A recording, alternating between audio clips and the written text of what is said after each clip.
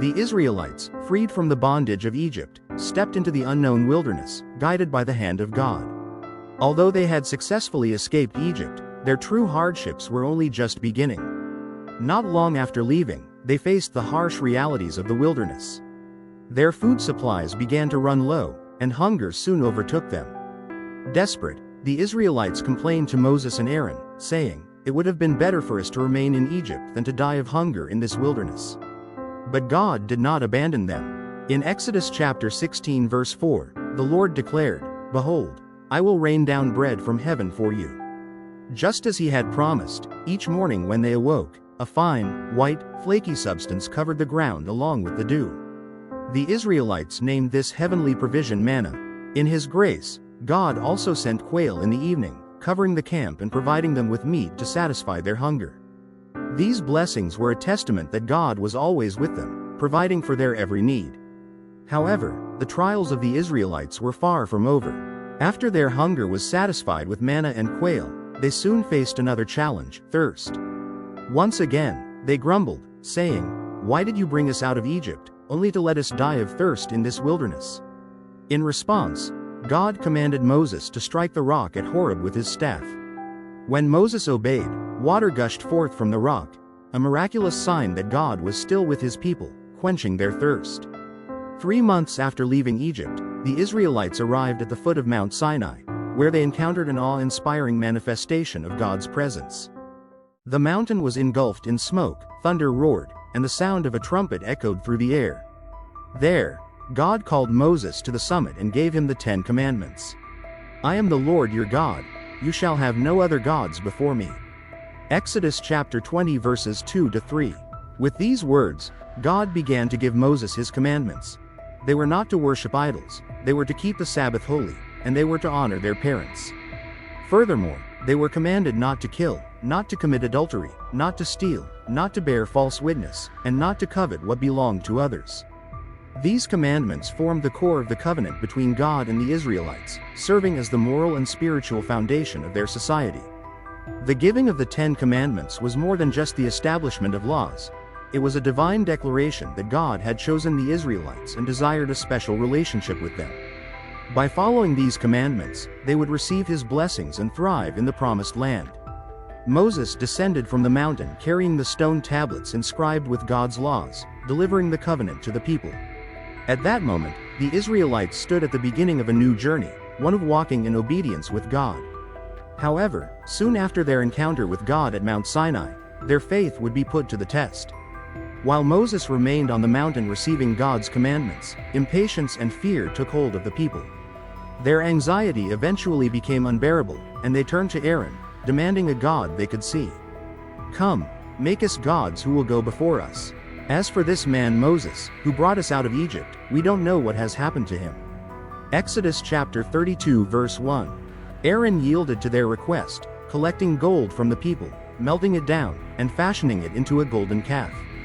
The people rejoiced, held a festival before the idol, and declared, "This is your God, O Israel, who brought you up out of Egypt." This act was a direct violation of God's first commandment, and idolatry quickly spread among the Israelites. On the summit of Mount Sinai, God revealed their betrayal to Moses. Shocked at how swiftly they had turned away from him, Moses descended the mountain carrying the stone tablets. As he reached the camp and saw the people celebrating before the golden calf, his anger burned within him. In his fury, Moses threw the tablets to the ground, shattering them, a powerful symbol of God's anger and the people's broken covenant. This event became a crucial lesson for the Israelites. It revealed how difficult the path of faith could be and underscored the importance of remaining faithful to God. Moses interceded on behalf of the people, pleading with God to forgive their sin. God granted them mercy, but the incident remained a significant lesson in Israel's history, one of many trials they would face. Their journey through the wilderness continued until they finally reached the entrance to the promised land, Canaan. To gather intelligence on what awaited them, the Israelites sent 12 spies, one from each tribe. Their mission was to explore the land, assess its richness, and observe the strength of its inhabitants. After 40 days, the spies returned, bringing back fruit as evidence of Canaan's abundance. However, their reports were divided. The majority of the spies acknowledged that the land was indeed flowing with milk and honey, but they also warned that its inhabitants were powerful, their cities were heavily fortified, and that conquest would be impossible for the Israelites. Yet, two men, Joshua and Caleb, had a different perspective. Filled with faith in God's promise, they encouraged the people, declaring, "If the Lord is pleased with us, he will lead us into that land and give it to us." Numbers chapter 14 verse 8. They believed that with God on their side, the Israelites would surely take possession of the land as he had promised. However, the voices of doubt overwhelmed those of faith, and fear and anxiety consumed the Israelites. They refused to trust in God's promise and even considered returning to Egypt. Because of their unbelief, God pronounced a severe judgment upon them. For 40 years you will wander in the wilderness until your sins of unbelief are repaid. This wilderness will become your grave. Numbers chapter 14 verses 33 to 34. Thus, the Israelites were sentenced to 40 more years of wandering in the wilderness. This long period of exile became a time of spiritual refinement, a chance to learn from the failures of their ancestors and deepen their trust in God. As they continued their journey, they once again faced hardship. In Meribah, the people began to complain about the lack of water. God commanded Moses to speak to the rock so that water would flow from it. However, instead of obeying God's exact instructions, Moses struck the rock twice with his staff. This act was seen as an expression of disobedience and lack of trust in God.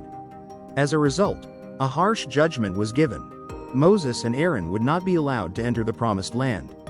"Because you did not trust in me enough to honor me as holy in the sight of the Israelites, you will not bring this assembly into the land I am giving them." Numbers chapter 20 verse 12. Because of this decree, Moses was allowed to lead the Israelites to the very edge of the promised land but was denied entry himself. Moses' life and leadership serve as a powerful lesson on the importance of absolute trust and obedience to God. Despite his deep relationship with God and the many miracles he performed through divine power, a single moment of disobedience ultimately determined his fate. After years of wandering, the Israelites finally arrived at the border of Canaan, the promised land. However, their great leader Moses would never step into it. God led Moses to Mount Nebo, where he showed him the vast land that stretched before him, the land promised to Abraham, Isaac, and Jacob. Though Moses' vision remained sharp and his strength had not diminished, God's decision was final. After Moses' death, the Israelites needed a new leader to guide them into the land. God appointed Joshua for this crucial role. Joshua, Moses' faithful assistant and one of the 12 spies who had explored Canaan, was a man of unwavering faith and courage. Before his passing, Moses laid his hands on Joshua, blessing him and publicly declaring him as Israel's next leader. "Be strong and courageous. Do not be afraid or discouraged, for the Lord your God is with you wherever you go." Joshua chapter 1 verse 9. With these words, God encouraged Joshua, strengthening him and the Israelites for the conquest of the promised land. Under Joshua's leadership, the Israelites began a new chapter, ready to claim the land that God had promised them. Thus, Moses' journey came to an end at the age of 120. His death on Mount Nebo, followed by Joshua's appointment, marked a significant turning point for the Israelites. Moses had been a great leader, delivering God's covenant and guiding the people through the wilderness, but Joshua symbolized a new era, one of action and fulfillment.